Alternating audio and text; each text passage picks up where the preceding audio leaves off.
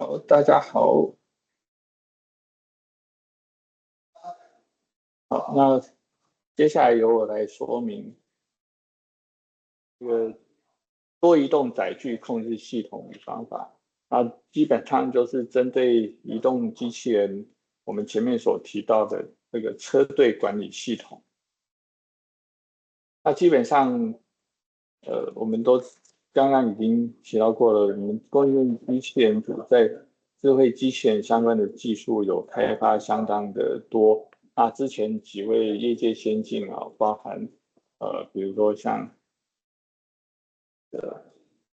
做元件基机，我们这里有提到安全皮肤，然后外骨骼机器人啊，赫伦 OS 是主要是在 Robot Simulator 以及研磨抛光相关的系统整合。那当然，他们也延伸到了很多的系统应用。那现在我要说明的是，针对多机器人、移动机器人，怎么样来做到车队管理的这个相关的系统跟技术。那这个应用其实是在我们针对移动机器人在厂区里面如果要做到任务指派跟相关的交通管理上面呢，是非常重要的一件事情。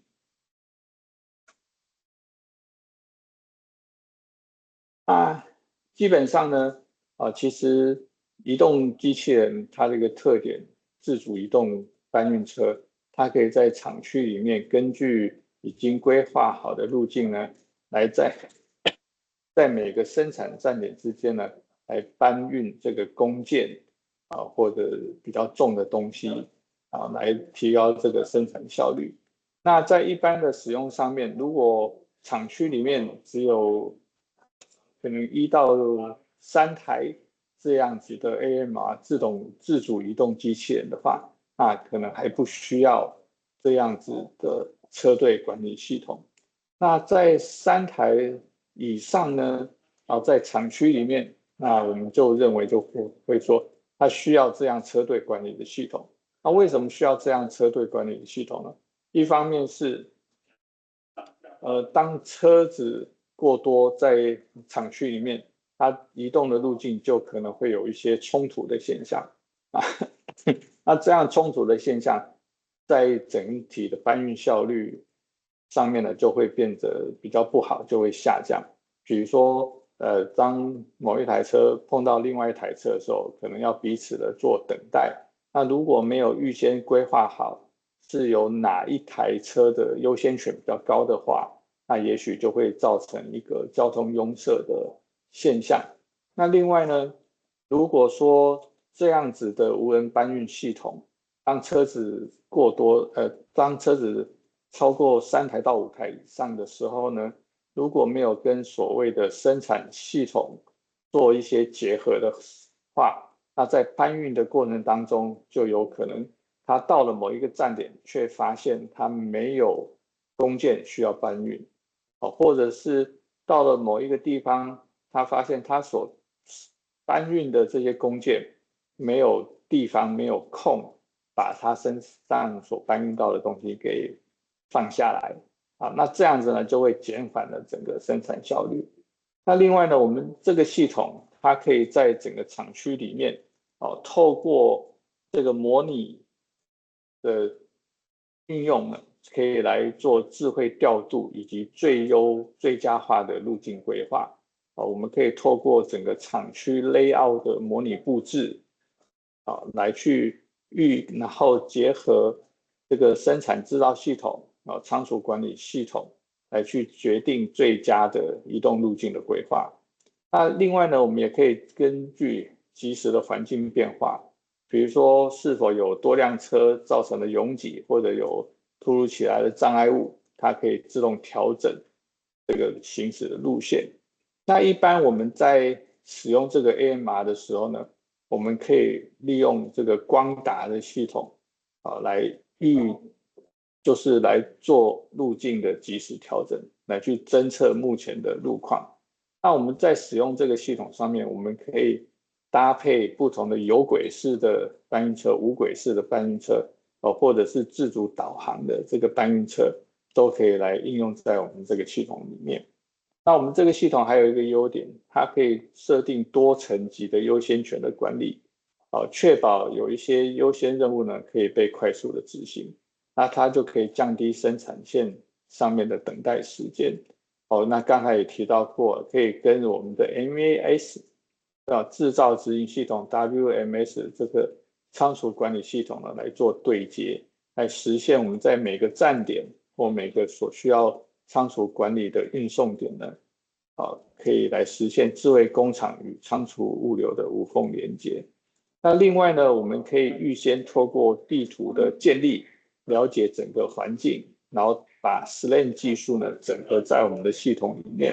它就可以在变化中的环境中呢自主导航，来适应工厂以及仓储内部的变动。那其实各位现在在很多机场或者大卖场里面都可以看到这些无人搬运车的运用。那在机场里面呢，会有因为赶飞机的关系，所以我已经看到有些应用是透过这个是无人搬运车，可是它是载着比较行动不便的人呢，只要预先设定他所要到达的目的地，他就可以在机场大厅里面呢自主的朝向那个目的地来做前进，然后如果碰到路上的这些旅客啦，有做一些阻挡的动作啦，它可以做自动的避障，所以它可以由 SLAM 的技术在这些变动的环境里面呢做自主导航。然后我们这个系统有一个特点，就是它可以同时控制多台不同品牌的自主移动的搬运车或者是自主移动机器人。那这样就可以，当我们做系统扩充的时候呢，我不一定要购买原先的无人搬运车的这个品牌了，那我可以自主搭配我所需要的这个自主移动的机器人或者是搬运车。那同时，我们这个系统也已经在国内的细品这个半导体封测的厂区里面呢，来进行实际的运用，实际的运作。这个是在新闻上面呢都可以看得到的。那这是我们预先模拟的结果，这是厂区的 layout 的限制，